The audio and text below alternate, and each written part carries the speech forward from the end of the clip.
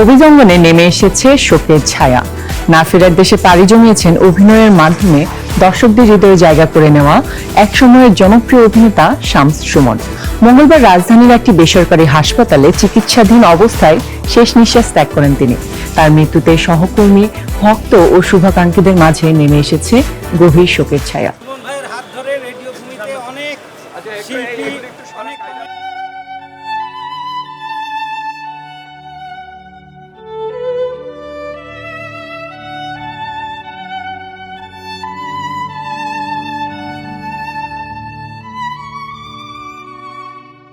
না ফেরার দেশে পাড়ি জমিয়েছেন একসময়ের জনপ্রিয় অভিনেতা শামস সুমন। দীর্ঘদিন ধরে বিভিন্ন শারীরিক জটিলতায় ভুগছিলেন তিনি। তবে শারীরিক অবস্থার অবনতি হলে গত মঙ্গলবার রাজধানীর ল্যাবেইড হাসপাতালে ভর্তি করা হয়েছিল তাকে। আর সেখানেই চিকিৎসাধীন অবস্থায় শেষ নিঃশ্বাস ত্যাগ করেন তিনি। তার চলে যাওয়াতে শোকের ছায়া নেমে এসেছে শোবিজ অঙ্গনে।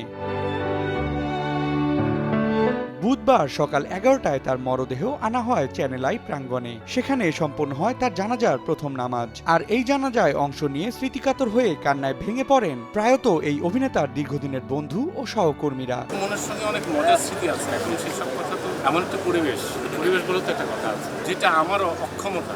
সুমন সহ সবার কাছে ক্ষমা চেয়ে এই কারণে যে সুমন যে এত বুইটি ছিল সেটা জানতাম, কিন্তু এত বিনয়ী, এত চাপা ছিল সেটা কখনো বুঝি। চলে তো যেতে হবে।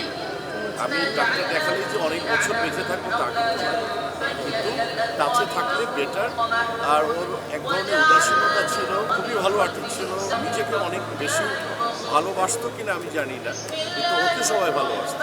এখনকার ট্রেন্ডি কাজের সাথে সে যেন যুক্ত হয়, তো সে ম্যাচ করতে পারছিল না মনে মনে, বা তাকে ডিরেক্টররা ডাকছিল না। আমি কিন্তু তাকে বিভিন্ন কাজে ঢুকানোর জন্য আমি ডিরেক্টর ডেকে, মাইদুল রাকিব ছিল একজন, সেও স্ট্যাটাস দিয়েছে, আমি তাকে ডেকে কাজে তাকে ঢুকিয়েও দিয়েছিলাম, কিন্তু সে কেন জানি রেডিও ভূমিকেই ভালোবাসত, এর ভিতরেই থাকতো, সংগঠনকে ভালোবাসত।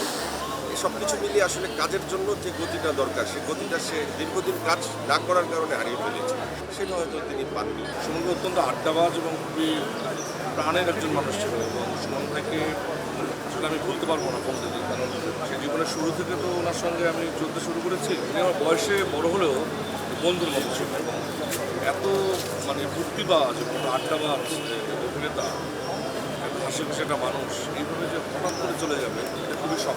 শামস সুমনের হঠাৎ চলে যাওয়াটা এটা আমরা মেনে নিতে পারি না, খুবই বেদনা হতো। আমি কথা বাড়াবো না, আপনারা এসছেন, আপনাদের সবার প্রতি কৃতজ্ঞতা প্রকাশ করছি। আমরা শামস সুমনের জানাজায় এখন অংশ নেব। এখানে শিল্প সংস্কৃতি অঙ্গনের অনেকেই আছেন শামস সুমনের প্রিয়জন, তার ভাই আছেন, তার নিকট আত্মীয় সবাই আছেন। আমাদের এখানে শামস সুমন প্রায় 15-16 বছর কাজ করছে, একেবারে আত্মার সাথে তার একটি সম্পর্ক ছিল। আমরা শামস সুমনের আত্মার জন্য আল্লাহর কাছে মোনাজাত করছি, এবং একটা এত সুন্দর একটা বিশেষ দিনে রমজান মাসে সবচেয়ে বড় কথা 27 রমজান ইন্তেকাল করছে। শামস সুমনের জায়গায় শামস সুমনই থাকবে। হয়তো উনি যে সমস্ত ক্যারেক্টার করতেন ওই ক্যারেক্টার অন্য কেউ করবে বা আরো 10 জন 15 জন করবে, কিন্তু নামের পরিবর্তে অন্য নাম কখনোই আসে না।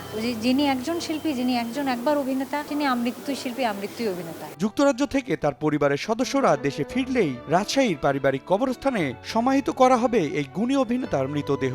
রাজশাহী বিশ্ববিদ্যালয়ের স্বনন আবৃত্তি সংগঠনের মাধ্যমে সাংস্কৃতিক অঙ্গনে তার পথ চলা শুরু। এরপর নিজ গুণে সেখান থেকে নাটক ও চলচ্চিত্রে নিজের অবস্থান গড়ে তোলেন এই অভিনেতা।